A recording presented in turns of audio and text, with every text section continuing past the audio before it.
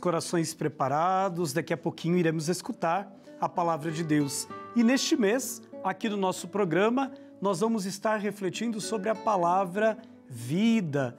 Esta palavra tão importante para nós que somos discípulos e missionários de Jesus Cristo. Sobretudo porque daqui a alguns dias, aliás, hoje nós estamos celebrando o Dia dos Fiéis Defuntos. Fazemos memória dos nossos entes queridos. Recordamos a importância da vida destas pessoas que passaram pelas nossas vidas, nos ajudando a entender este mistério bonito que é nascer, que é estar plantado pelo Senhor neste mundo como peregrinos. Por isso, então, durante este mês, vamos pouco a pouco, ajudados pela palavra de Deus, conhecer o que é a vida para o Senhor, que pode ser definido como vida. E para nos ajudar a refletir neste mês sobre esta palavrinha que deve estar sempre em nossos corações, nós vamos contar com o professor João Cláudio Rufino, ele que é especialista em Sagradas Escrituras. E é uma alegria acolhê-lo aqui no nosso programa. Seja bem-vindo, professor João Rufino. Olá, tudo bem, Padre Rodrigo? Uma alegria muito grande poder voltar aqui à TV Aparecida e conversar um pouco a respeito das Sagradas Escrituras. É sempre uma honra. Muito obrigado. Que coisa boa! E nós propomos como texto para o dia de hoje, para a nossa reflexão, ele é tirado da primeira carta a Coríntios, capítulo 15, dos versículos de 20 a 26. Atentos, escutemos a palavra. Cristo ressuscitou dos mortos, como o primeiro dos que dormiam o solo da morte. Pois se a morte veio através de um homem, é também por um homem que vem a ressurreição dos mortos. Com efeito, assim como todos morrem em Adão, assim também todos reviverão em Cristo, mas cada um por sua vez. O pioneiro é Cristo, depois os que são de Cristo em sua vinda. Depois será o fim, quando ele vai entregar o reino a Deus Pai, após ter destruído toda a soberania, autoridade e poder, pois é preciso que ele reine até que tenha colocado todos os inimigos debaixo de seus pés.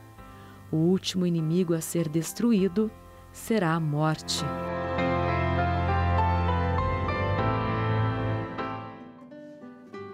O último inimigo a ser destruído será a morte.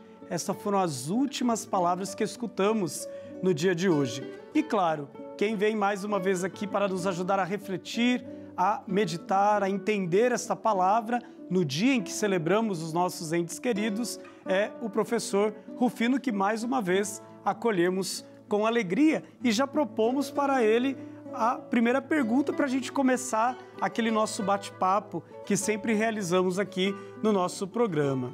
Professor Rufino, hoje nós celebramos o Dia de Finados, os cemitérios ficaram cheios, mas a palavra de Deus nos propõe celebrar a ressurreição, a morte e a ressurreição do Senhor. Como ressignificar, à luz das Sagradas Escrituras, a morte e a ressurreição do Senhor para os nossos dias?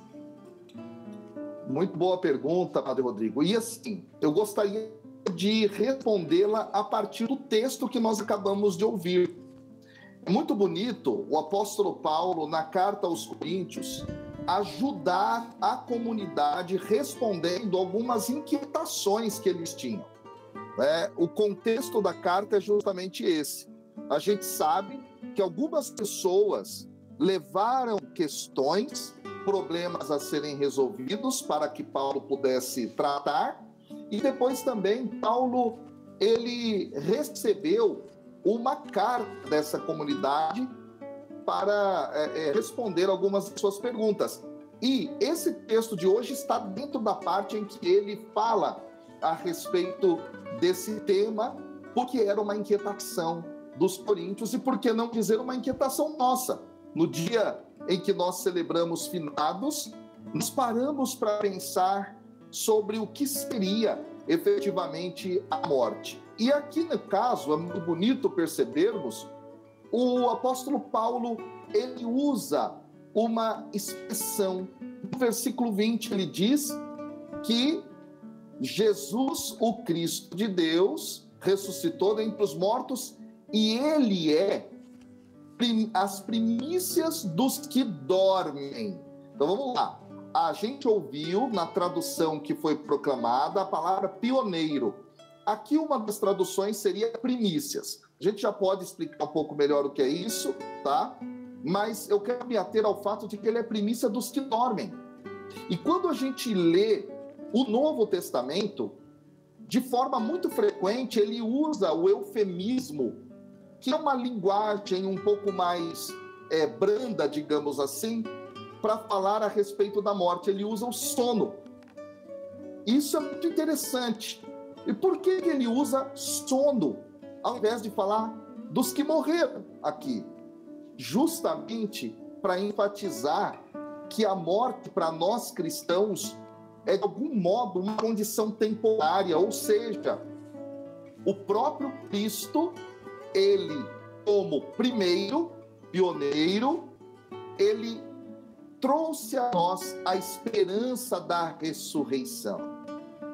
Para nós, então, a morte tem esse sentido de algo temporário. Tanto é interessante, Padre Rodrigo, que quando a gente visita as catacumbas lá em Roma, o que são essas catacumbas? Né? Locais onde os primeiros cristãos celebravam a Santa Missa, logo no início do cristianismo. Nós temos que em muitas dessas catacumbas, algumas delas catacumbas, entre outras catacumbas, entre outros sepulcros, a gente observa que a data que o cristão marca na sua lápide é a data da morte.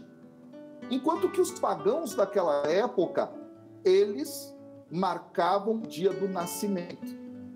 Nós cristãos olhamos para a morte e dizemos, ela não venceu, porque Cristo, por nós, morreu, ressuscitando, venceu a morte. Então, para nós, a morte é essa condição temporária, até o momento da grande manifestação do Cristo, onde nós ressuscitaremos com Ele. Então, a morte, para nós, ela não é medo, ela é esperança de um encontro maravilhoso que nós faremos com o nosso Senhor e Mestre Jesus, o Cristo de Deus. É muito interessante isso que você traz, Rufino, porque quando nós celebramos a Eucaristia, um dos mementos da prece eucarística reza por aqueles que adormeceram em Cristo, isto é, na esperança de que um dia estaremos todos juntos vivendo esta alegria da ressurreição. E aí, então, aproveitando este adormecer que você explicou tão bem para a gente, é muito interessante a gente pegar as palavras de um texto, e entendendo a profundidade dessas palavras e, sobretudo, no texto sagrado, como pensar e viver hoje a ressurreição como discípulos de Jesus? Olha, isso é muito bonito. Acho que vale a pena nós entendermos qual é o verbo ressurreição. O verbo ressurreição na Bíblia no caso do Novo Testamento, é o verbo egeiro, é assim que a gente pronuncia ele, egeiro, tá? E ele vai aparecer 142 vezes no Novo Testamento. E é muito bonito nós percebermos o seguinte, padre, em vários lugares ele é traduzido simples e puramente pelo verbo levantar. Olha que interessante. Quando a gente lê, por exemplo, Mateus capítulo 8, versículo 15, diz o texto que Jesus tomou a sogra de Pedro pela mão, a febre a deixou e ela se levantou e passou a servi-lo. O verbo que em português aparece na boa parte das traduções como se levantou é o mesmo verbo de ressuscitou. Quando a gente olha, por exemplo, para outros momentos nos quais Jesus operou alguns dos seus sinais, então, no momento em que ele ressuscita aquela menina, em Mateus, capítulo 9, versículo 25, e ele a toma pela mão, diz, ele a levantou.